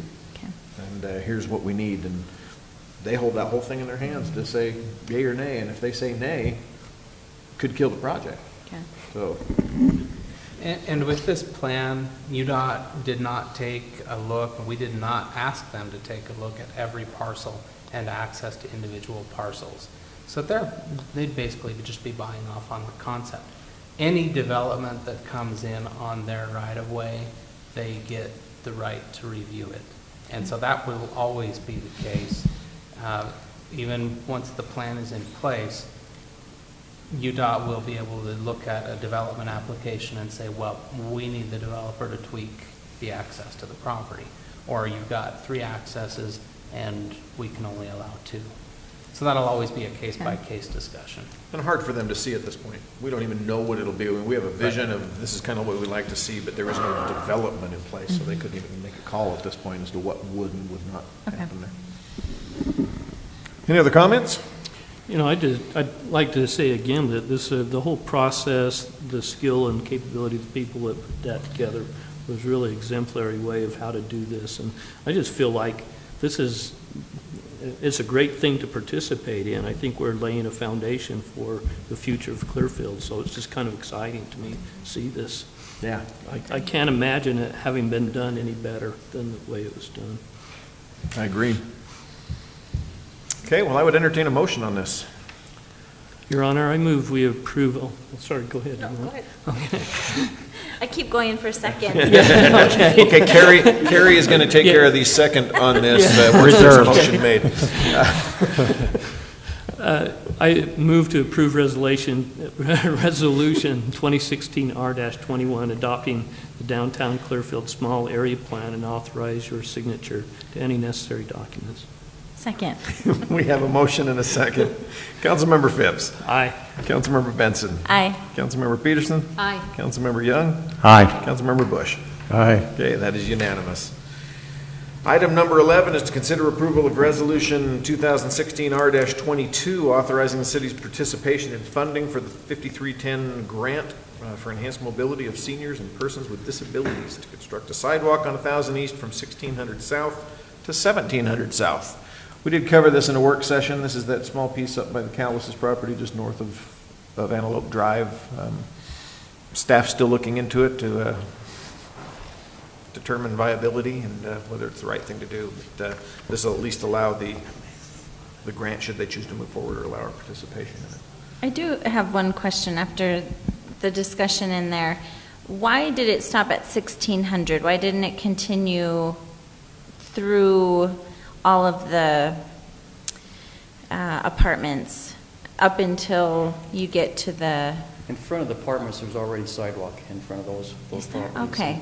I drive past it how many times a day, and you'd think I would know that. But it is funny, because I did the same thing originally as I drove that parcel and thought, yeah, there's no sidewalk at all, because the first part that you see, there's no sidewalk, and I just kind of assumed that there's nothing all the way up, and I had to drive back and look again. Okay, and so go, it's there's just sidewalk connecting, there. and I do remember you saying that. Sorry. Okay. Okay. Any other concerns or comments, council? Thought I'd entertain a motion. Okay, Kent. Go, thanks. Carrie. Your Honor, I move to approve. Oh, let's see where to go. Am I doing the right one? Yes. Resolution 2016R-22, authorizing the city's participation in funding for the 5310 grant for enhancing mobility of seniors and persons with disability to construct a sidewalk on 1000 East from 1600 South to 1700 South, and authorize your signature to any necessary documents. Second. We have a motion and we have a second. Also calls for a roll call vote. Councilmember Benson. Aye. Councilmember Bush. Aye. Councilmember Peterson. Aye. Councilmember Phipps. Aye. Councilmember Young. Aye. That is unanimous. And that brings us to item number 12, to consider approval of the award of bid for indigent defense services to Skeen and Robinson LLC. Or which one? Me. It is you. Okay. So the time has come again to solicit proposals for our indigent defense contract. We did that a few weeks ago, received 4 proposals, as I recall, scored them with a panel of staff that are not associated with the court or with prosecution, and we scored the highest, we gave the highest score to Skeen and Robinson. That was a unanimous selection by the panel, and so our recommendation is to award that bid to Skeen and Robinson, and we'll move forward with getting that contract in place and having the judge assign cases to them beginning in November. Are there any questions? No, just so I'm clear, I know I read a lot of stuff in the newspapers about court cases and things like this. This puts us in harmony with the resolution of those things. Yeah, so there's been a Sixth Amendment report issued, I think it was earlier this year, was it not, Stuart? That determined that the way indigent defense is handled in Utah has some problems. And so I think particularly the report focused on district courts, but a lot of those findings were applicable to justice courts, as is ours. And basically, the main finding that we had to address in this RFP is that a contract that pays the attorney on a monthly basis, regardless of number of cases, is problematic in that it could potentially not allow for adequate defense on for the defendants. So the suggested approach then, the recommended approach, is to have a per case fee, and that's what Skeen and Robinson proposed. That's $150 per case. I should mention that the estimated budgetary impact of this contract will probably require a budget amendment to increase that line item in our budget. That's just a natural outcome of what's going to be happening with the, what's the name of the commission that they just formed, Stuart? As a result of the Sixth Amendment study. The director of the entire commission is looking Right. at this, the state's put more money towards it. What we're doing here is going to issue all, or help all that we can help from the city standpoint. It doesn't put us in the clear according to the ACLU report, and that their lawsuit, there's lawsuits that are out there. They don't like, they think there should be one giant state legal defender form, which we can't address that at our level. So Right. It doesn't put us in the clear of everything, I guess, is what I'm trying to make sure. But at least it's due diligence. And There will probably be further evolution along these lines, but I think this puts us a little ahead of the curve for the time being. Any other comments? Your Honor, I move to award the, I move to approve the award of bid to Skeen and Robinson's LLC and authorize your signature to any necessary documents. Second. Motion in a couple of seconds. All in favor? Aye. Any opposed? Okay, that is unanimous. That moves us on to our communication items. Couple of notes. One, I will be out of town starting Monday through the following Monday, so take all of your complaints to Kent. I will be here. For those of you who had not seen or maybe didn't notice, Clearfield Thunder, our youth football team, our youngest group, made it to the mini bowl. So they'll be playing this Saturday at is it Weber State that they're playing?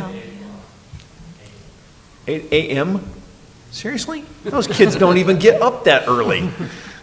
They do for football. Yeah, okay, they're not going to sleep the night before, so anyhow, that just means I got to get up earlier. But come join us; it'll be fun. It was fun to watch them win their semifinals. So come have some fun with us. That was about it. I did get to attend the Mercedes open house this last week down in Farmington. They invited us down, so congratulations to Farmington for getting the Mercedes dealership.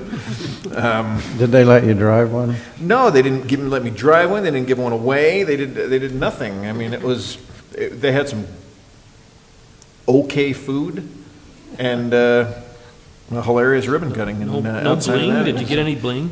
What's that? Did you get any bling?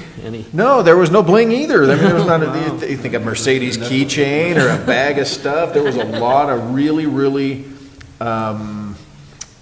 wealthy people there dressed in very, very nice clothing. To me, where even in one of my nicest suits, I still felt somewhat out of place. But I told staff this morning it was somewhat humorous, so I'll share it with you. After this hour of speeches from just about everybody and everybody being introduced and the mayor making a presentation that it made any speech that I've given ever, it made my longest speech look very, very short. He walked up with literally about 16 pages of notes to give his speech, and he cut it down a little bit, but it was long. But after all of that, the owner, who is a young guy, they decided it was time for the ribbon cutting, and so it had been sitting down in front of the stage, and they pulled it up and got he and the mayor up on stand, and he went to cut it, and they went, "No, we don't have it ready yet, just give us a minute," and they started putting it together, and before they could even finish, he reached down and cut it, and he says, you guys have been here long enough, go get something to drink and go home. No photo op, no nothing. I thought, yep, that was par for the course for the whole evening, but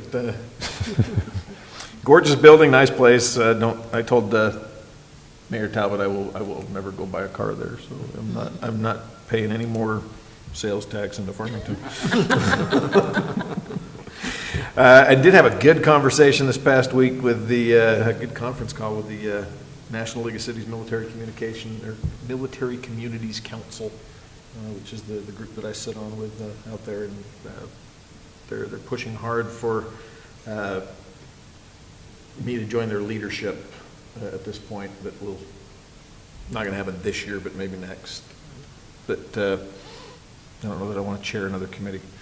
But we'll see. If it'll help us out, then it's a good thing. We shifted that conversation from the Army, which has been almost specific, and all of a sudden it shifted to the Air Force. So I was happy. We got the conversation moved a little bit. That's all I had. Councilmember Bush. Oh, excuse me, Councilmember Young. Nothing this evening, Your Honor. Okay, Councilmember Bush. I attended the fire district open house the other night. That was pretty fun awesome over here. Last policy meeting, I was in New Orleans at the water conference. That was really good. There are a lot of always good vendors. They always have new stuff every year that they come up with for water, sewer, stormwater, irrigation. It's just amazing.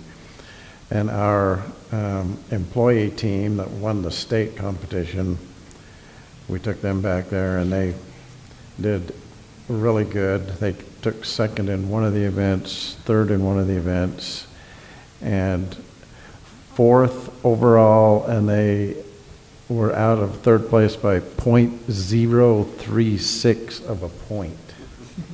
So they get down to really grading them on itsy bitsy technicalities. So they did really well.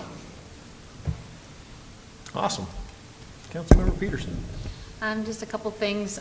We've been working with Circles to try and get out into the schools to get some, to work with the faculties at the elementaries to start with identifying families that would be ready to start the next Circles program in January. So that is moving forward on that.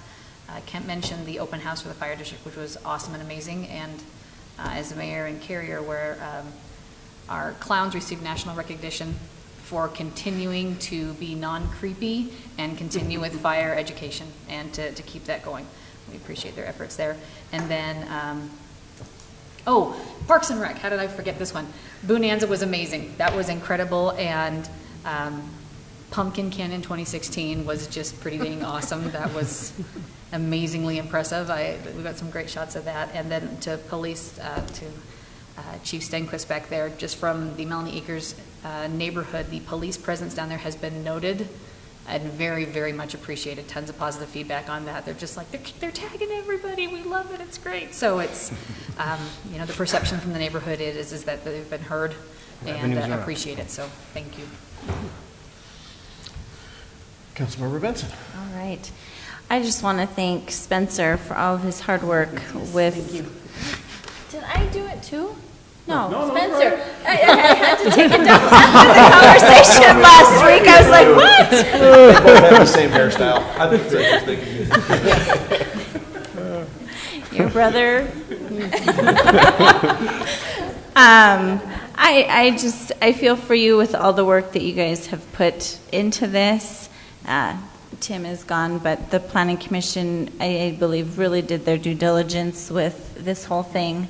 Sitting there that night, it was a very long evening as well.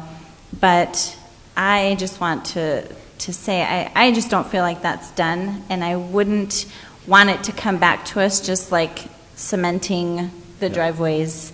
The longer I sat here listening to their comments, that's all that kept running through my mind was, I don't want to have to redo this. I'd rather just do it once. So thank you for the time you've spent and will continue to spend on this.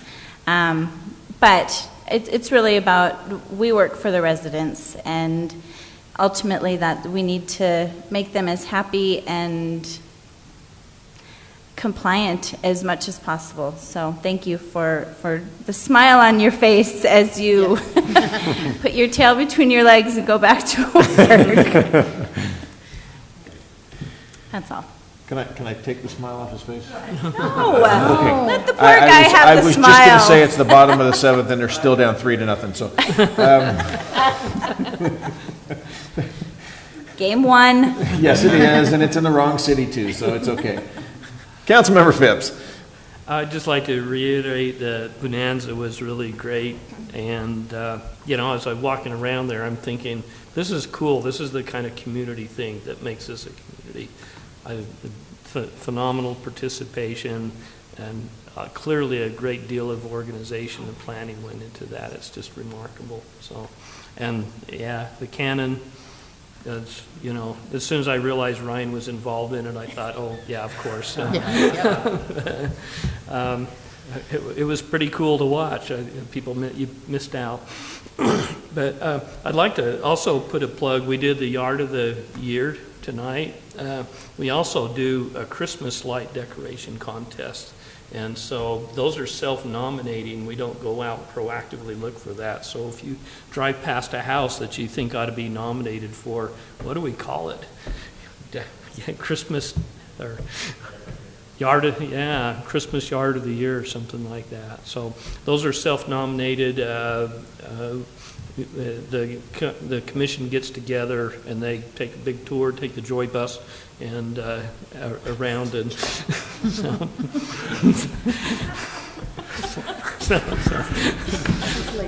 it's way too late. Yeah, that just slipped out.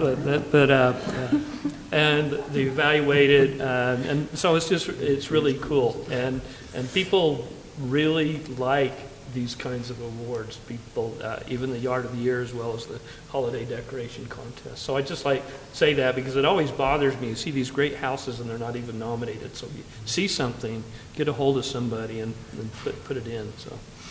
Thank you again to the Planning Commission. And Tim's left now, but I really think what they sought out to do and what they accomplished was exactly what they were challenged to do, was to take an ordinance and fix that ordinance. And what we did was tweak the ordinance.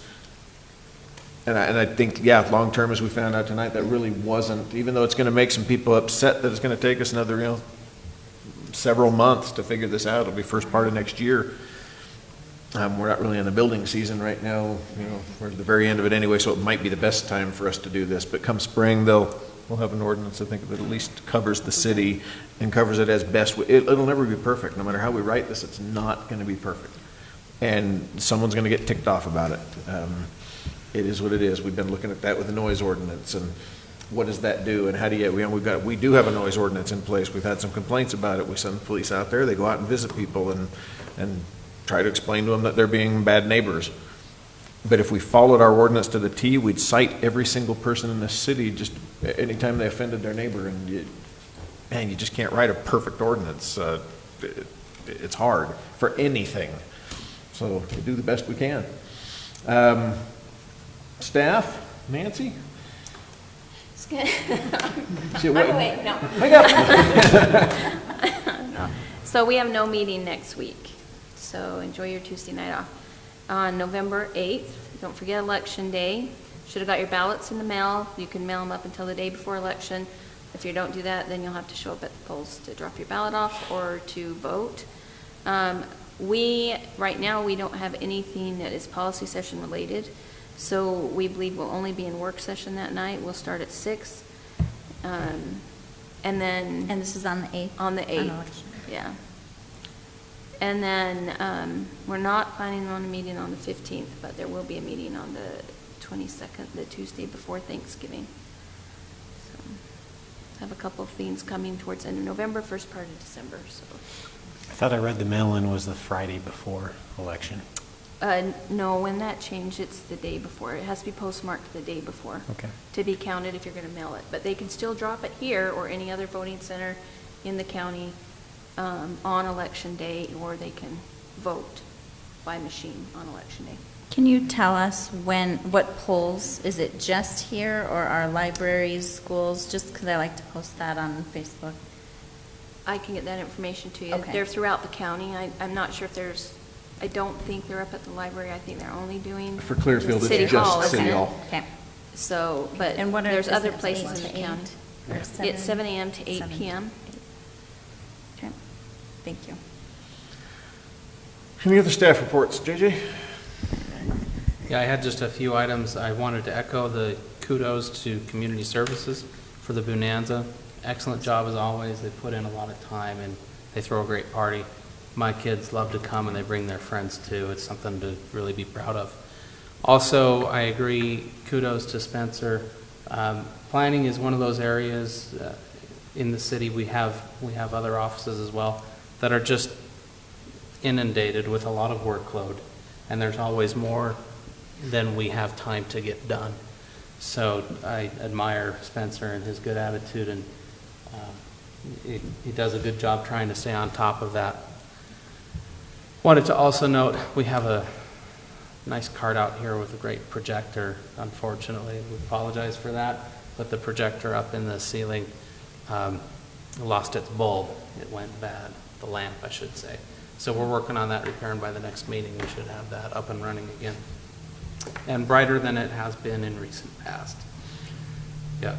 The Better City contract, looking at Maybe Place, Lakeside Square, Maybe Pond, and Clearfield Mobile Home Park. That project's moving along, and I'll be meeting with the consultants on Friday to discuss kind of their status on that and look at some other projects they wanted us to tour. And also, I wanted to give you an update since you've had some involvement with the communications coordinator position that we've been discussing for some months. We'll be holding a new round of interviews tomorrow and Friday with this new batch of applicants. So we're anxious to move forward on that, trying to expedite the process as much as possible and get that function back up and running, so to speak. We've been limping along a little bit with even further reduced staff for the time being. But, hopefully we get some real great applicants in this pool. Last of all, it's my pleasure to fill in for Adam, and let me know if there's anything that you need in his absence. He does go in for surgery on Halloween. It's different, probably not the costume he imagined wearing, but costume nonetheless. Go in as patient. Okay. Any other staff reports? And then I would entertain a motion. Your Honor, I move to adjourn, are we going back into work session? Yep. Okay, adjourn as the policy session and reconvene in work session. Second. Have a motion and a second, all in favor? Aye. Thank you.